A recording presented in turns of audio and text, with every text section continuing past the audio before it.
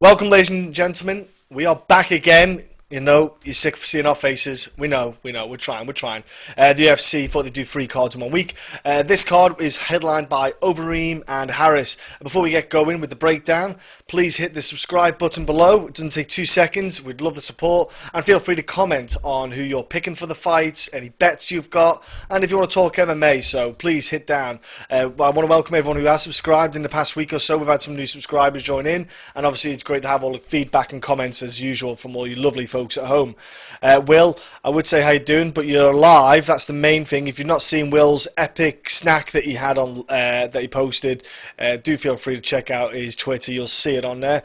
I'm glad that you're live, Will. Yeah. No, I'm still kind of recovering from that. If I'm being honest with you, it felt like a good thing at the time, but it didn't end up being a really good thing. But it was just something that I seen I wanted to try, and I went and did it. So, like I say, you can maybe check that out on my Twitter. You'll see a picture there of me just being a fat bitch, pretty much. But like you and I when we went to Reds in Liverpool. yeah, pretty much.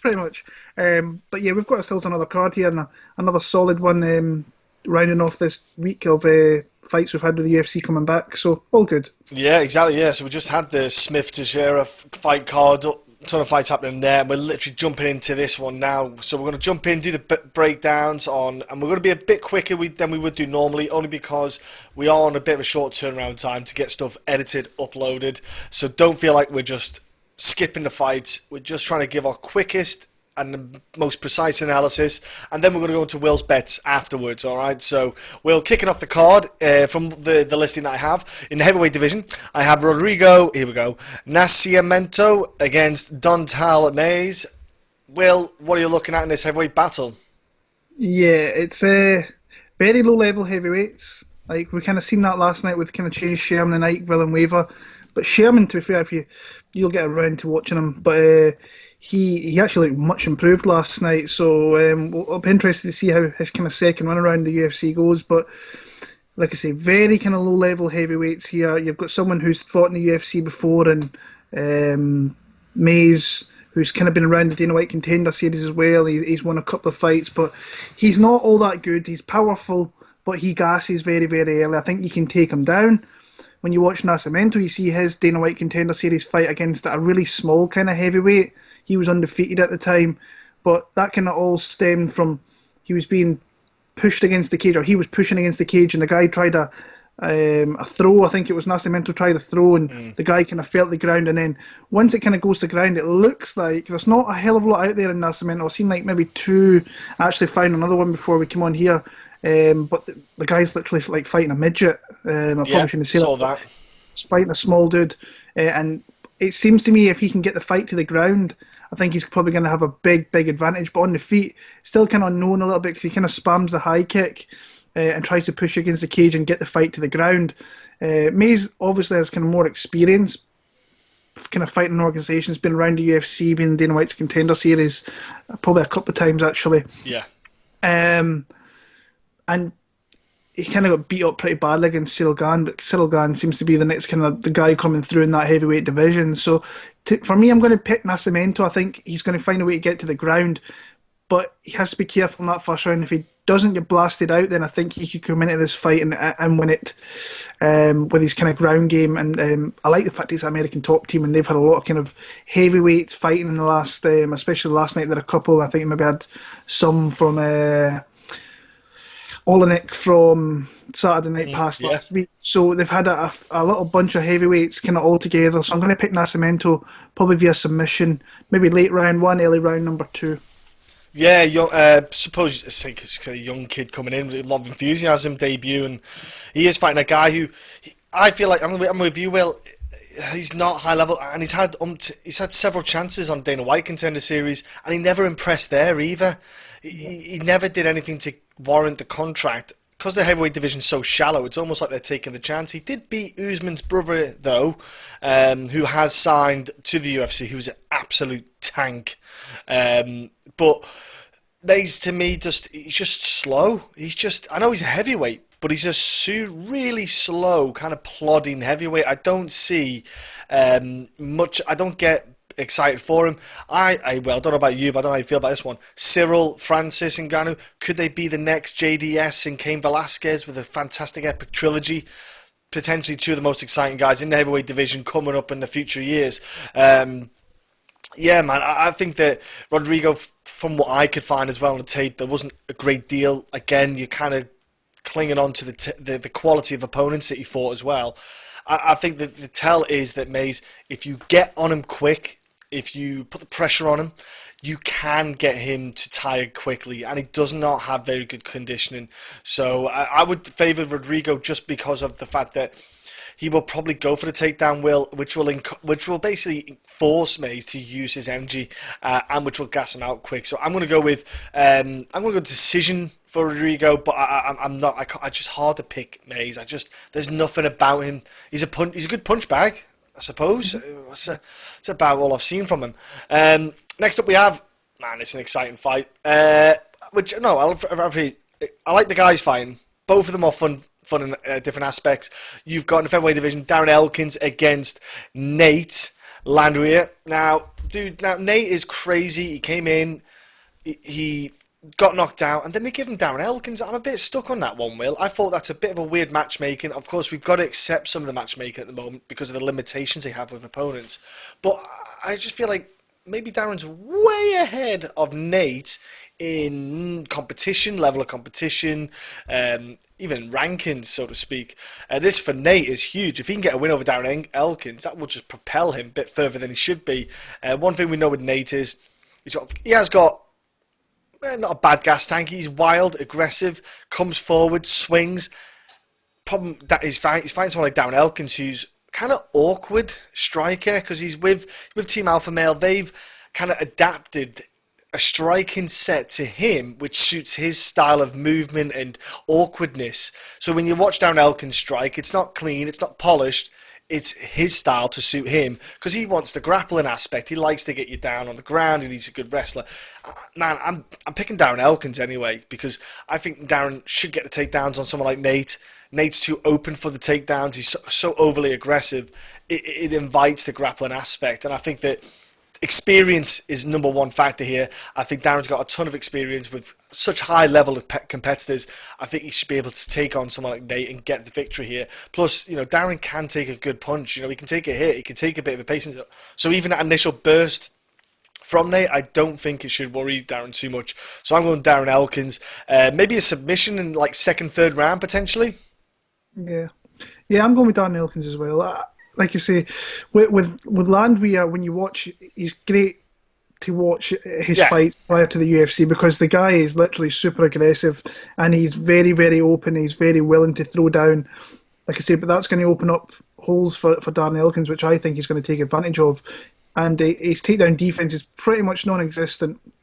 Where what, like you were saying, Darren Elkins, they've kind of tailored his striking to him, where he can actually throw at quite a high output as well, and he can absorb quite a lot of shots. Now, I don't think that's something he really wants to do all too much against Landwehr because he's going to be looking to throw heavy leather at any opportunity that he can.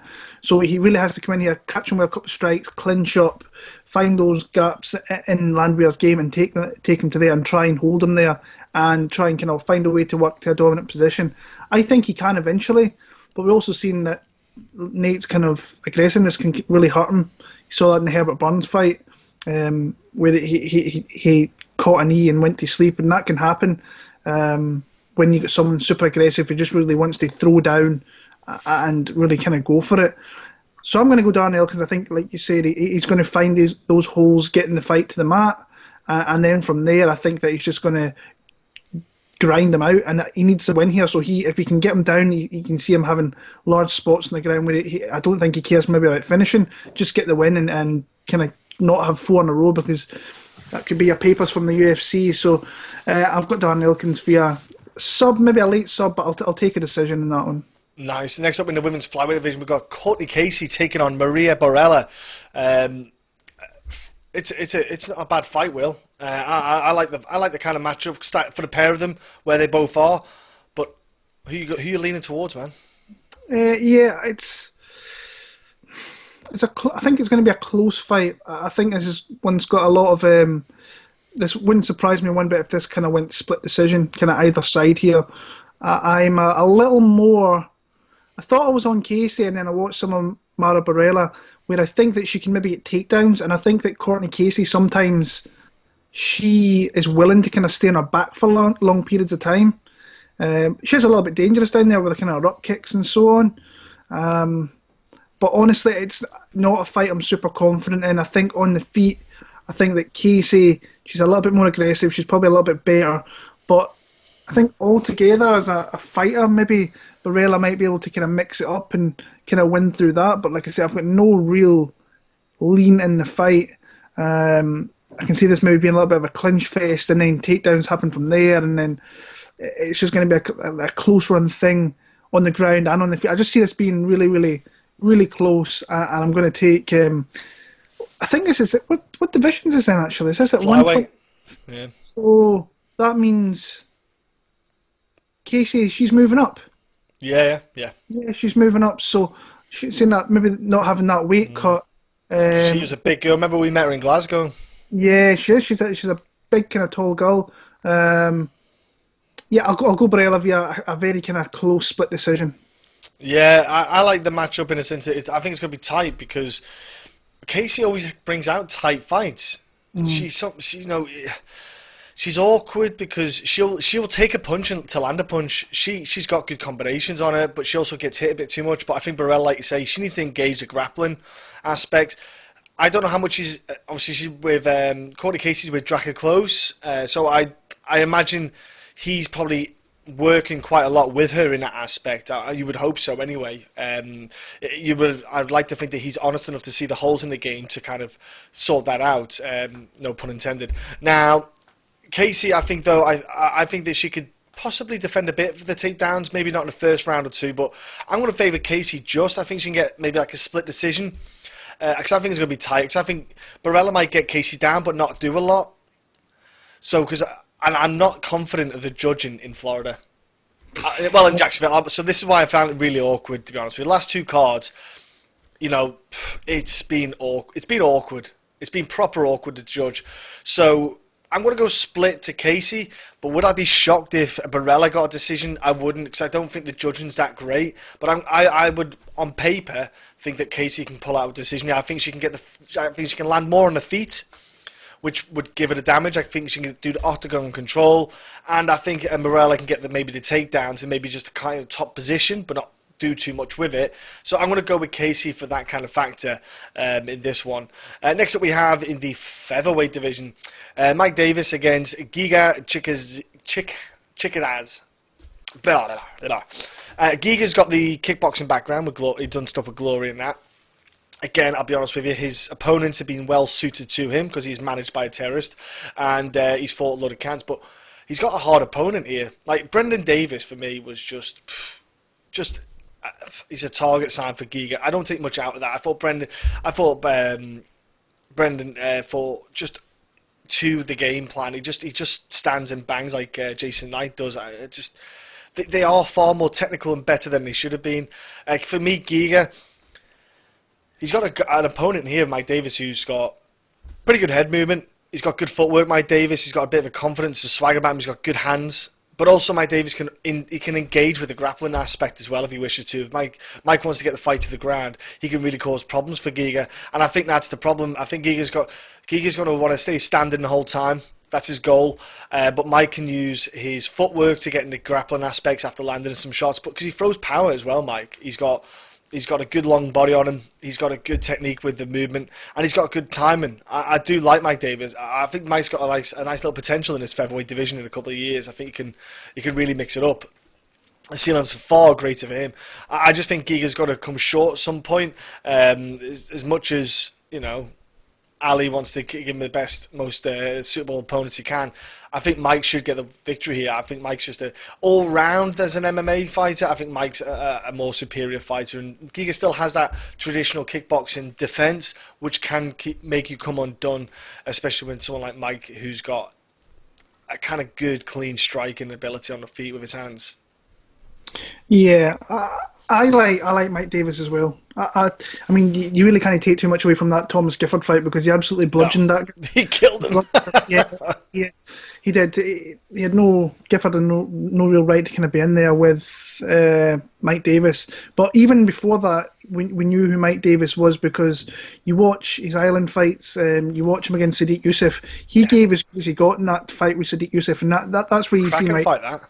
Yeah, it was. I actually think it's probably the best Dana White Contender Series fights we've ever had. Yeah. And he stood his ground. Definitely lost the fight, but he definitely gave some damage out to a very game ranked opponent in the UFC now. So got his opportunity against Gilbert Burns. That's never going to kind of work out too well coming in there short notice.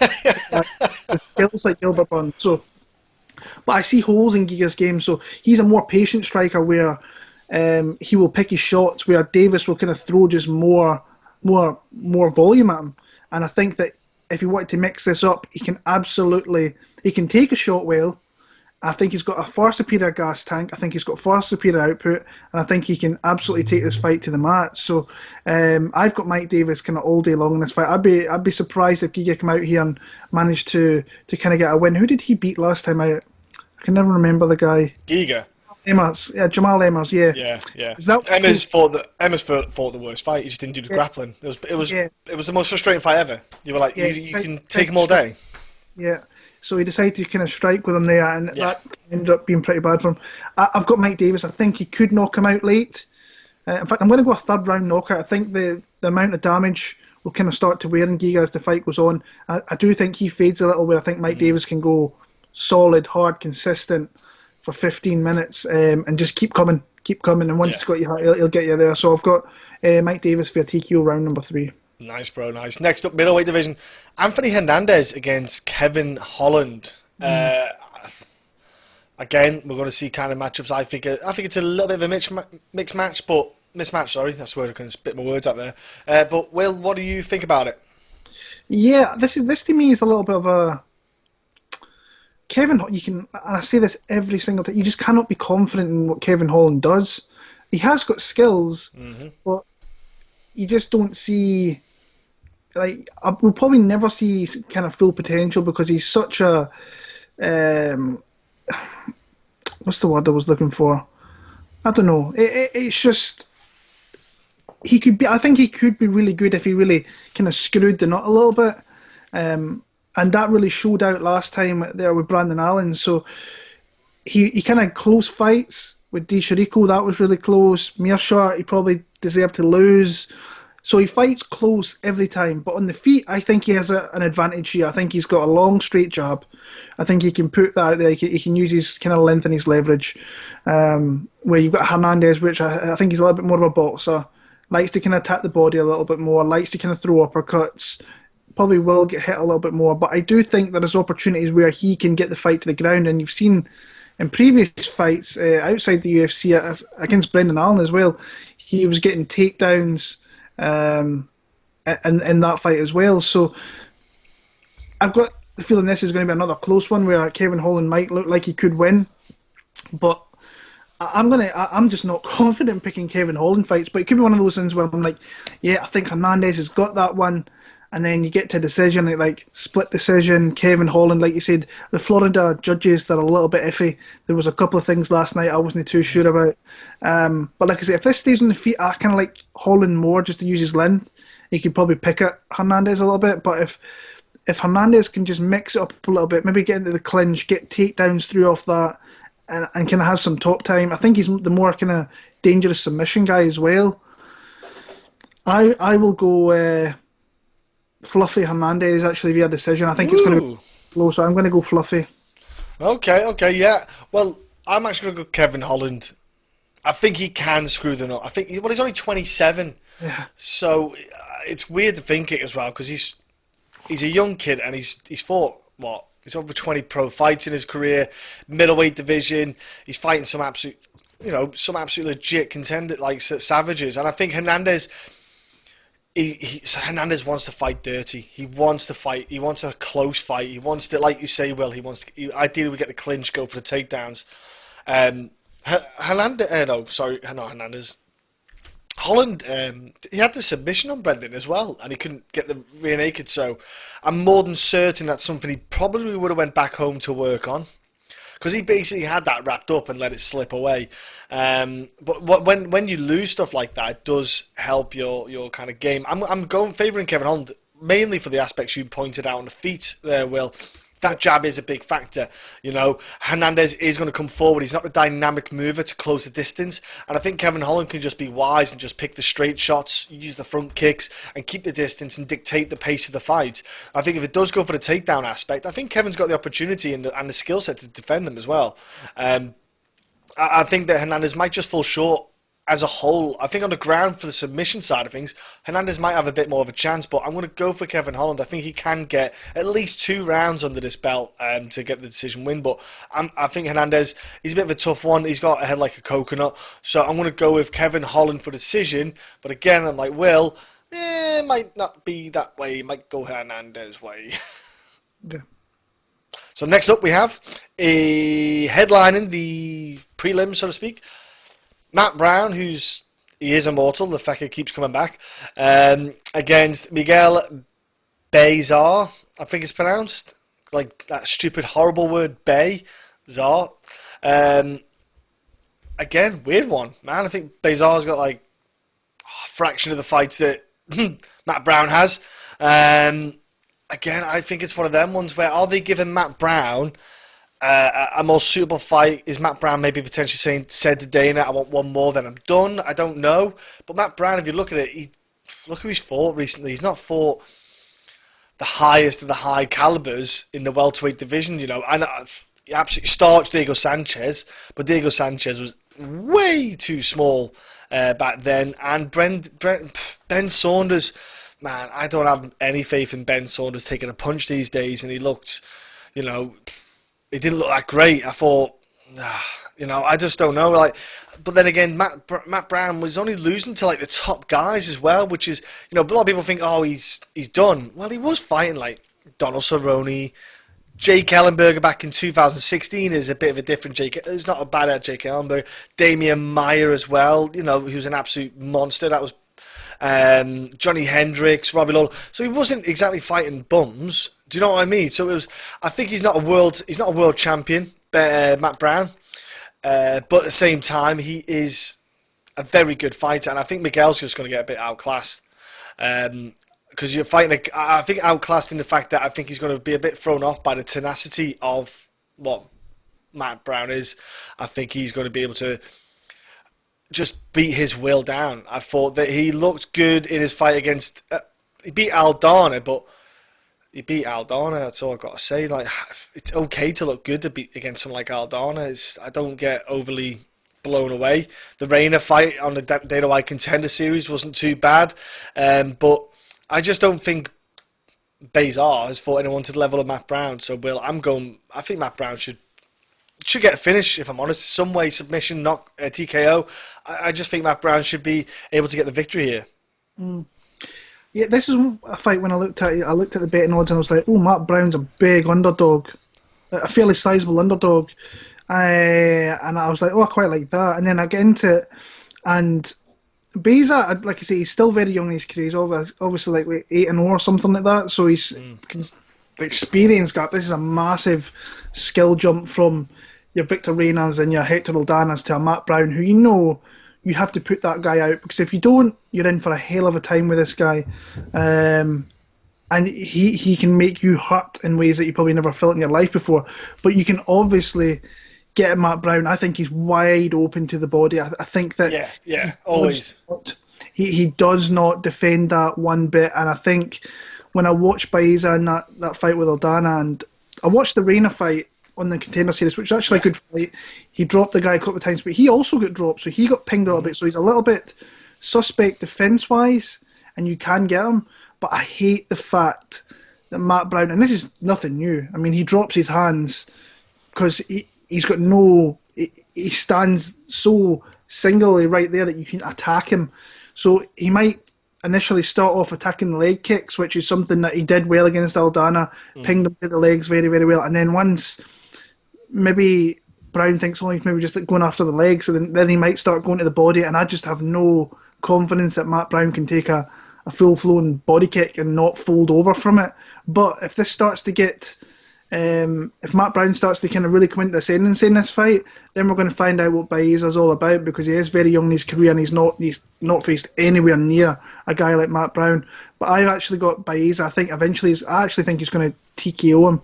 I think he's going to catch him with a kick at some point, and it's kind of going to fold over Matt Brown a little bit. But would not surprise me one bit if Matt Brown comes out of this with a win, because I mean the guy's a warrior, absolute warrior. He's had a lot of wins, a lot of losses, a lot of fights in the UFC, and he's been probably as high. Baeza probably will never get as high to where Matt Brown kind of was when he was in his pomp. So I'm going to take Baeza. I'm going to take him via TKO. Okay, wicked, nice. And next up we have, we're not sure if it's bantamweight or featherweight. We're going with some kind of weight. Song Yadong against Marlon Vera. Well, interesting matchup, man. Exciting matchup. Yeah, I'm a fan of this matchup. I actually think it's probably the best fight in the card. Actually, I think it's a really good, dangerous fight. Two young guys. Two guys are making big jumps in skill every fight. I thought that was a really tough fight for Yadong last time. I actually think it was the right decision. I think a draw was actually... When I watched it this time, I was like, I thought Stamen won that, and then I watched it back. I was like, yeah, I actually think that was a draw. So, but this is a big fight for Yadong, because Vera's no slouch at all, and he's dangerous. He's a finisher. That's what he is, and he's putting it all together. I still think this is Vera's best opponent outside of what he's faced in the past. You know, like your John Lineker's obviously, but when you look at his recent kind of history of who he's been fighting, I mean, Luigi Buren, Guido Canetti, Frankie Saenz, Nolian Hernandez, and Andre Ewell. That doesn't cut it. His two losses were against good guys. His win against Brian Kelleher, he's decent. He showed last night that he can win. Last two fights, actually, he showed he win via submission. He can knock you out. So he is dangerous. He is a kill or be killed fighter. So he is going to come forward and look to kind of use his length, which I think that he does very well with his teep kicks and everything else. But Yadong, to me, is a guy that I think corrals you into a space where he can hurt you a little bit. I think that he'll be the one that's kind of leading the dance and putting the pressure on Marlon Vera here.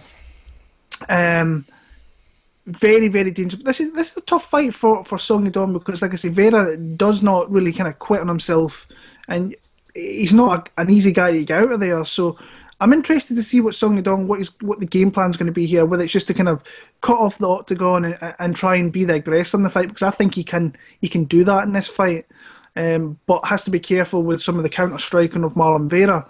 So I'm pretty high on the side of Song Yadong, even though that last fight, I think that's his worst performance he's had in the UFC against his best opponent that he's had, and some people would have been saying, look, he lost that fight, which is fair enough. I thought the draw was the right decision, but for me, I still think that Vera's making big improvements in his game. I still think he's got an opportunity to be a top 15 guy in there, but I just think this is another step up from what he's faced before, and there's been spots in other fights where he's been taken down. I think he's got not the greatest takedown defense. I think Song can mix up there, take him down. But like I say, Vera's dangerous at kind of all points of the fight. I just like Song Yadong in this one, so I'm going to take him to win. Yeah, I'm going Yadong as well, bro. I think as well, don't forget the point was deducted as well, wasn't it, against Cody? Yeah. So that could have made a huge difference in the actual overall outcome of the game if he hadn't done that knee. Which, to be fair, didn't hurt too much on. You know, he wasn't too bad of a knee to the head, but he obviously needed down opponents. Overall, that performance, like you say, I thought Cody's going to be a really hard guy to fight, because he's got such an A-star game in the wrestling.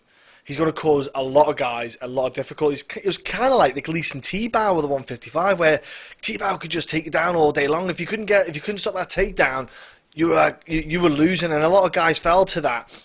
And I think Cody might be in that kind of guy in the 135. And Cody, you know, to be fair to Yadong, he's got your boy Faber, I've went back to the drawing board, ironed those little bits out for him, help him improve his game. I think on the feet, though, I think he's a more dynamic attacking striker. I think Vera's good with the kind of variables. He uses the length of his legs well. He uses the knees. He's offensive in that way. I just think Yadong's got a bit more of a varied attack, and I think, again, his ceiling's a lot higher.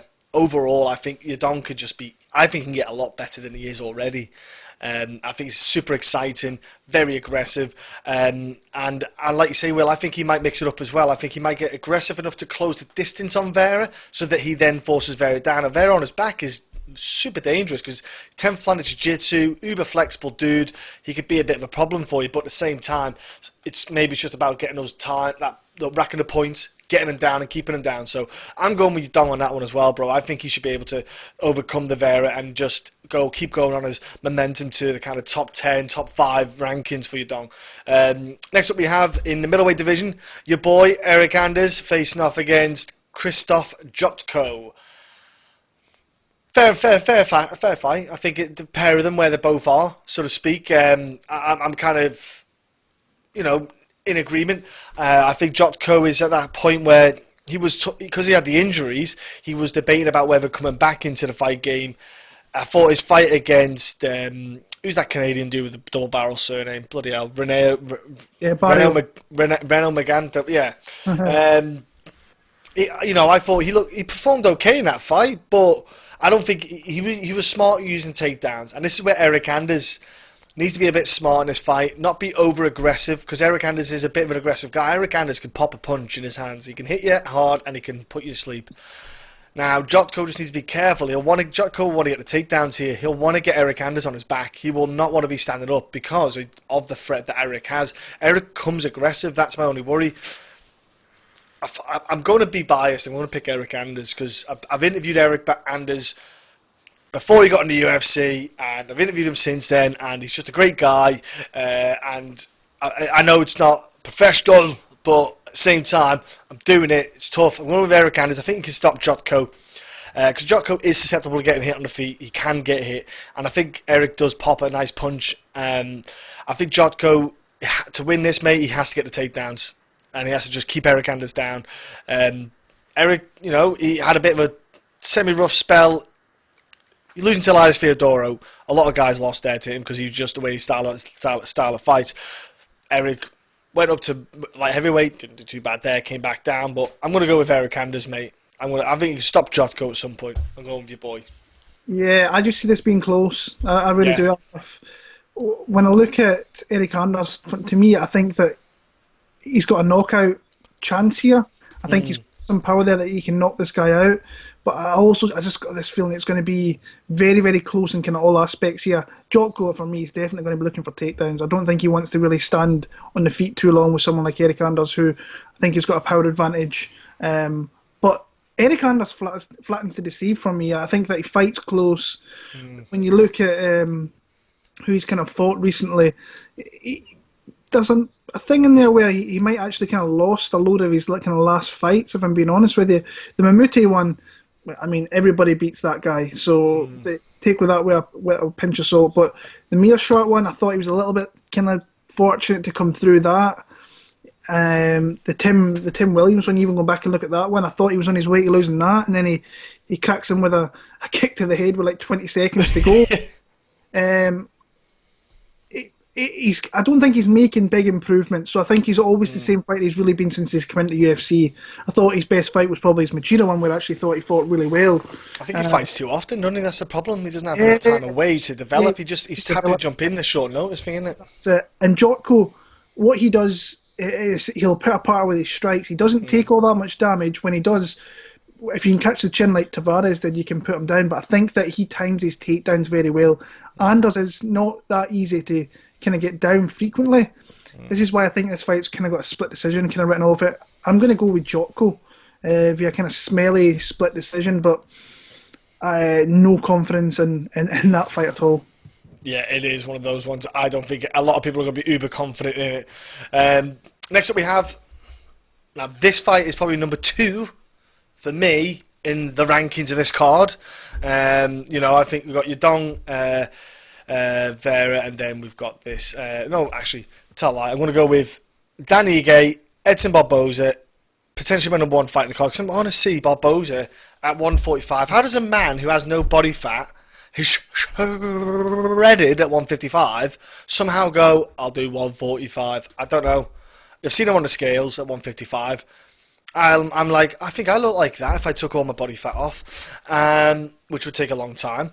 But, well, let's say Barboza makes weight and he looks great, right? Physically, he's not killing himself because, Jose Aldo did it, so who knows? Let's do the hypothetical theory then. Barboza's at his optimal best, so's Ige. Who's going to take it? I like Barboza personally, myself. I still think he's as dangerous as any guy kind of in the UFC.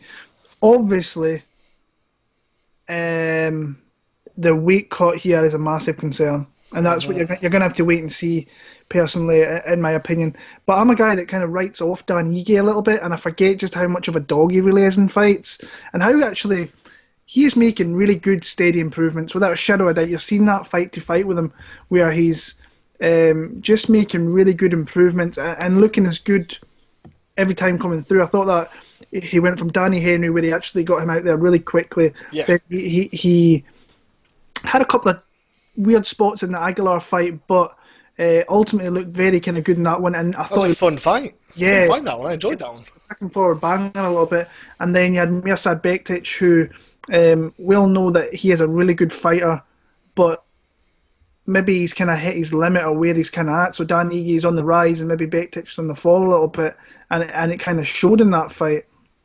And he kind of did well there as well, because he definitely was far ahead in the striking. Got taken down a few times, but he got a takedown in there as well. He can mix up a little bit. I think he's going to have to try and do that here, because I think strike for strike, I think that there's not many people that stand up with Barboza and kind of live to tell the tale for long aspects of it. But just when I look at Barboza, if I see him on the scales on Friday and he's looking good, I think that he beats Dan Ige. When I look at Ige, he's obviously a kind of smaller guy, but he kind of has I want to say kind of low stance, which I think invites leg kicks or kicks in general. And I think on the feet. Yeah, he dips and feints a little bit, where I think that Barboza could obviously get him. But then it's hard to be super confident if this fight kind of goes in late 2 into 3, depending on what Barboza kind of looks like. Even if he looks decent, he's bound to kind of feel the pressure of moving down to 145 and having to try and stay a kind of demolisher down there. Like I said, he's one of the guys I really like watching as Barboza. I have done for years. I think stylistically this is a good matchup if he makes the weight cut correctly and doesn't drain the life out of himself. So keep an eye on that. But I'm going to pick Barboza. I think he can pick at someone like Dan Ige a little bit. I think Ige might want to try and grapple. And he might have a little bit of success, but I think predominantly this stays on the feet. I've got Edson Barboza. I think he could stop him with an accumulation of strikes, but I think Ige is very tough. I'll take Barboza though. Yeah, it is. It's all about the weight cut. I'm just doing a hypothetical. If the weight cut looks good, he looks good. I'm with Barboza as well. I think if you look at who Barboza's fought in his career, he just fights the who's who, and he's been around for what feels like an eternity. He's always been around top 10, absolute murderer. Dan Ige, I think this is like a big step up for Dan Ige, because I think Barboza, if he should in theory then, if he's cutting down, he might have a bit of a size thing here. He might be quite big. Now look at the Kevin Lee fight. Obviously Kevin Lee was uber confident, looked good against Barboza, had the size with Kevin Lee as well. I know Kevin Lee missed weight a little bit, but the size of Kevin Lee and the strength, Barboza won't have to deal with that so much with the 145ers. I think he might have a bit more of it might help him a bit more for the takedown defense, for example, etc. He won't be held down as much or held down as easily. But on the feet, like Barboza, if he carries on that, if he can carry that power from 155 to featherweight, who would want to take a body kick off that man? Oh my word, that is going to be dreadful. Like if you're 145 taking that, never mind being 155. So I just think Barboza's going to be able to use the speed. I don't think Ige's good. Like you said, Will, he has improved leaps and bounds. I thought he absolutely just outfought Mirsad. Mirsad could not get his striking off, and Dan Ige was able to stop it. I don't think he'll have that success as great against someone like Barboza. I think Barboza should be able to overcome this. I wouldn't be surprised with a Barboza finish, to be honest with you. I would, I wouldn't be surprised if he just leg kicks Danny Ige. He's won with leg kicks before, or kicks the body, or maybe goes for the leg, then the head, and knocks him clean out. Look, he nearly knocked out Kevin Lee, made Kevin Lee go chicken dance away, which was still one of the best kind of gifts you can get. But yeah, I'm going to go with Barboza, bro. Co-main event. Yep, I'm going to say it out loud. Co-main event. Claudia Gadelha against Angela Hill is up next. I'm not overly keen, not overly excited about it. Angela Hill is she's the journeyman, or journeywoman, as you like to say, of the strawweight division. She's never going to get a title fight. She's not of the level to that, but she'll beat some of the up-and-comers who probably aren't good enough to make that title contention. She's your kind of leveler to find out where you are in the division. Claudia Gadelha's trying to turn her career around in a way, so she's trying to get back what she once has. Me and Will have said this before in the previous podcast. We weren't too overly confident. She had a decision victory over Randa Marcos, which was much needed, really. And because Randa is kind of awkward to face, she's an awkward opponent. She got the win there. I wasn't overly impressed with Claudia, but I think Claudia's just trying to get a mojo back here, and I think she should get it against Angela Hill, if I'm honest. I think Angela Hill will be able to throw the strike, and I think on the feet she should be a bit quicker, she should throw a bit more aggressive, but I think Claudia, if she just goes to bread and butter, gets Angela Hill to the ground, it should be a Claudia victory, really, in my opinion, and I think she can at some point get that fight to the ground. Submissions would probably possibly there. I think Claudia's got a good top game control where it's applied, so I'm going to go for Claudia Gadelha. I think she's a little bit better than Angela Hill. Angela's got the striking bit, I think that's about it. So I'm going to go Claudia Gadelha victory here. I think she should get a decision. I think she should be able to get the fight to the ground at some point and just kind of get the top position kind of time under her belt, and that will get her the win. Yeah, this isn't like a Hannah Cyphers or a Luma Lukbunmi. This is a girl who's fought for belts before and fought the champion close at the time. And I know that Claudia is she's definitely fell back a little bit, but when you go back and look at some of Hill's fight, it was only just over a year ago that Randa Marcos submitted her. Now, if Randa Marcos can do that, someone like Claudia Gadelha, if she can get this fight to the ground, she can absolutely submit someone like Angela Hill. So I'm not on the Angela kind of Hill side here. What she could do is, what I like about Hill is that she's actually very tough, very game.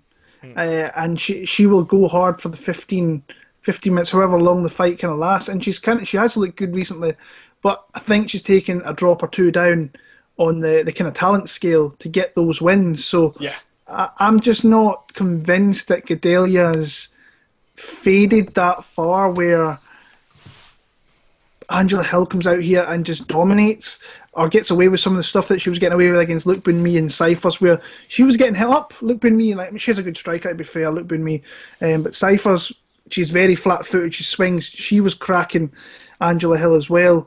To me, I just think that if this fight gets into... Hill sometimes she can fight well at distance, but sometimes she gets in close, where I think that someone like Claudia can clinch up with her and get a takedown. If she gets a takedown, I think that she's going to look very dominant on the ground. So even on the feet, I think Claudia can be very kind of competitive with her as well. So I've got Claudia Gadelha, maybe via submission, probably a decision though. Nice, bro. And next up we have in the heavyweight division main event is Alistair Overeem, Walt Harris, 5-round main event. Will, who's going to take that victory? I want to come out straight away, and we were speaking of this before we went on. Like, I've never been the biggest Overeem fan, but I 150% want Walt Harris to win this fight. I think everybody kind of out there knows why majority of people are probably going to be on Walt Harris's side after what happened towards the end of last year, and especially the last year that he's kind of had. And but we've got to look at this fight kind of start for start and tit for tat and skill for skill. And I think when you look at it, Alistair Overeem is just the overall better fighter. But is he at a spot now? He's always been susceptible.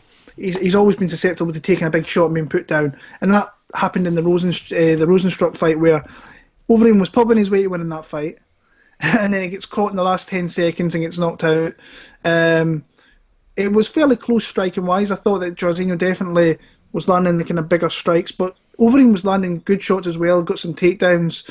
But to me, what Walt has over him obviously has a big power advantage. I think he's very, well, not big power advantage, but he's got power.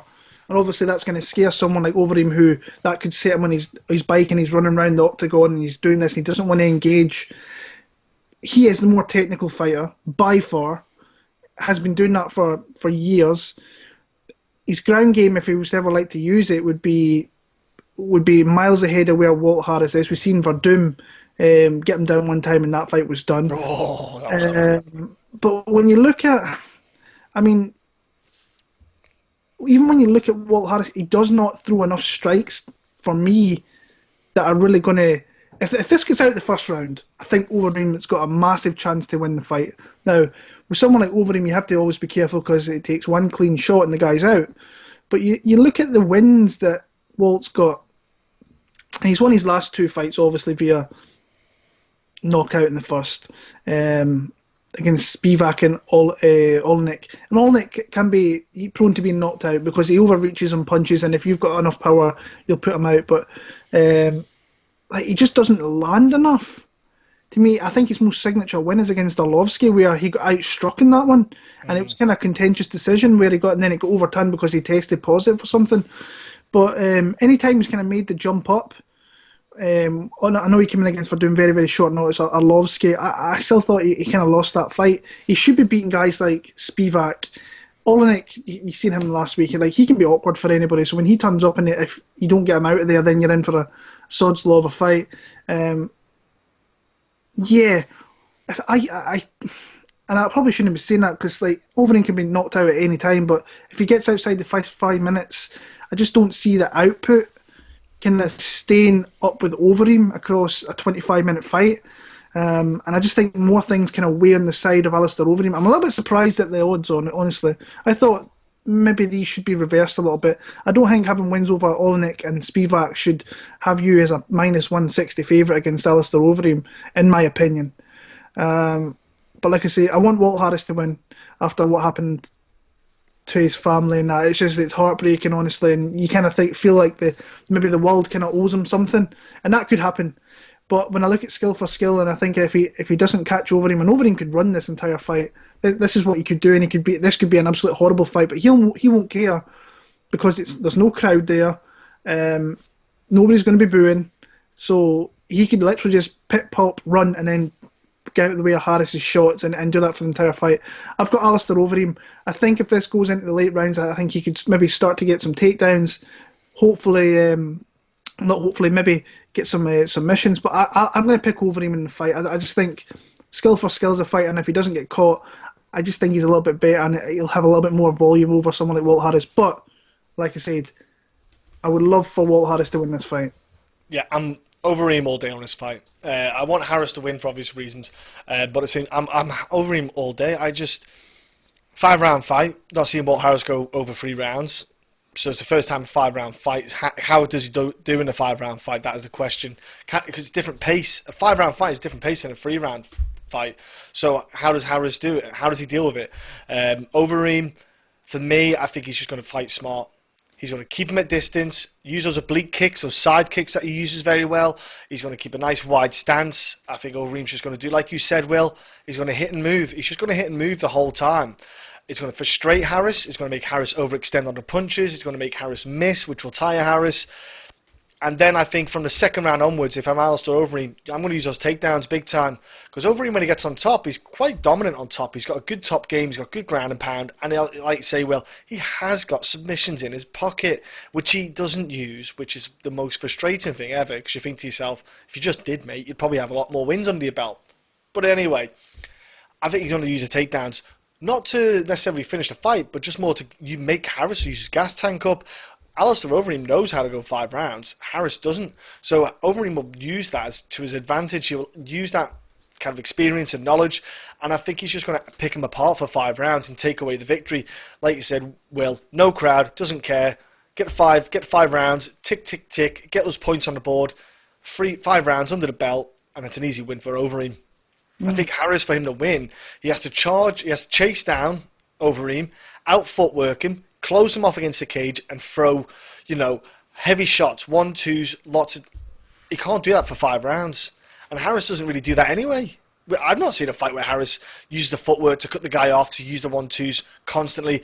It's more a case of, if he feels the guy's close enough, he'll throw a blitz, but that's about it. I think Overeem's got to be smart with the fakes and the kicks to really break the momentum and the movement for Harris. So I'm Overeem all day on this one. I think it should be a clear-cut victory for Overeem. But like you say, it's a heavyweight division. You never know. So that's our picks. Who knows? Give us your picks down below in the comment section. But before we jump over to the bets, Will's going to give us some little hints and tips. I want to know who you're betting, and also we'd like you to subscribe to the channel if you don't mind, folks. So, Will, what do you see on the betting line? Obviously, you mentioned Overeem there. Anything else? Like I say, I'm coming off a night last night where I got completely roasted for my bet, so I need to start kind of really picking my spots a little bit better than probably what it was, because last night I ended up betting... I said to you guys whenever we put the last one out, it's like Glover Teixeira, I really like him as a bet, and he turned out to be a great bet. He was like plus 170, and I didn't bet him, and I went and bet Michael Johnson instead. So yeah, I have one bet for this card, and it's Darren Elkins. I got him at plus 120. He's now minus 130, so he's been bet down from an underdog into a favourite position. So I like that bet. If I'm looking at 2 other bets, I like a parlay, and I like either Gadelha with Song Yadong or like Song Yadong with Mike Davis. So I'm kind of going to have to decide which one I kind of like in that spot there. Barboza interests me at minus 130. And I can see, especially depending on how the weight cut goes, that line could definitely fluctuate if he has a bad weight cut. If he has a bad weight cut or he looks gone or whatever, I won't go near him. Yeah, I quite like Barboza in the matchup. I think it's a good style matchup for him. The other one, probably Alistair Overeem. He's plus 140 over here in the UK right now. I'm going to have to kind of really go for that very soon because the line's moving. In America, he's minus plus 125, so the line's coming down. Oh, cool. So that's going to start changing over here in the next probably 12 hours or whatever, because it's quite slow over here. But 3 bets I'm kind of looking at. Obviously, the Darren Elkins one. I've got that parlay, which I've got to decide between Gadelha. Song Yadong's definitely going to be one of the spots. And saying that, money's coming in Marlon Vera. So Song Yadong could be bettable kind of straight soon. So it might be Mike Davis and Claudia Gadelha. But yeah, I'm going to pick my spot there. And then probably Alistair Overeem. I'm probably going to do it. But like I say, it's kind of hard when you're willing another guy to win so hard. So having money against the guy you really want to see win. So yeah, but they're the kind of spots I'm looking at right now, and we'll see where we go from there. But yeah, that's kind of everything I'm looking at. If you're looking at other spots, like I said, you went with Matt Brown. He's plus 175. If you think you can get it done, you're getting some decent odds on that one there. But yeah, that's kind of where I'm looking at. Nice. Well, again, let us know your bets, folks. Let us know you put anything down. And again, thank you for listening. Pleasure having you all on. We're back soon because they've moved the card, and we don't know if the card will get moved again because of everything that's going on. So we'll see you soon. We're not sure when.